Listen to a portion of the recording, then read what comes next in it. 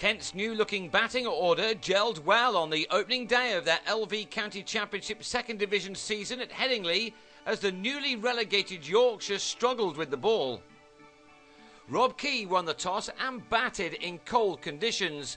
Under bright skies it turned out to be a spot-on decision as he and his new opening partner Scott Newman, on loan from Middlesex, got their side off to an ideal start, batting through the entire morning session with very few alarms. It may have been like winter in the north over the last few days, but the pitch looked an ideal one for the batsmen, and both Key and Newman took full advantage, hitting through the line of the ball to very good effect. Much has been made of Kent's signings in the close season. They've been given the Moneyball tag after the recent film about the Oakland Athletics baseball team. The moniker is perhaps an unfair one, and the likes of Newman was out to prove it. For Key, now in his 15th season, this was business as usual. After struggling for much of last season, he was back to his best. Indeed, Key was first to his half-century, the 62nd of his first-class career, to go with 4500s. This guide to third man for 3 took him there off 76 balls, an innings containing 8 crisply struck boundaries. It was becoming a fine knock indeed. He and Newman were able to post a century stand at the first attempt, and Newman played his part with his very own 50. Braving the cold in a short-sleeved shirt, Newman went to his half-century with his 8th 4 from his 87th delivery, a perfect debut.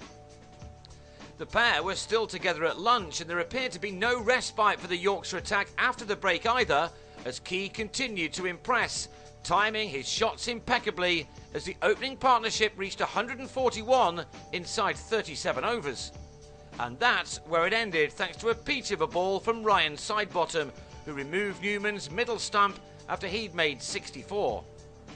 One Kent new boy gone, and another in the shape of Ben Harmison replaced him, and he too was soon making the most of the good pitch with some neatly timed shots of his own. The former Durham player had limited opportunities in the northeast, but he made a bright start to the second phase of his career here. Yorkshire's new coach Jason Gillespie would have been hoping for more from his attack, an attack which Key played with ease for much of his knock as he approached an excellent 100. He looked nailed on to become this summer's first centurion in the LV County Championship, but 3 runs short, he drilled a ball from Adil Rashid to mid-off, took off for a single, and was beaten just by Andrew Gale's throw.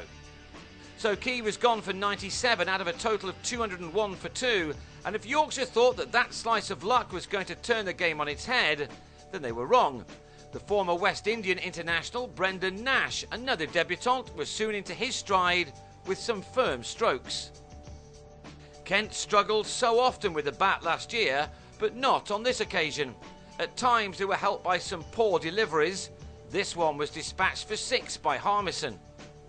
The all-rounder will have been disappointed then to fall just before tea. A somewhat loose drive was edged to Gary Balance, who held on well at slip. Harmison was out for 45 at 239 for 3.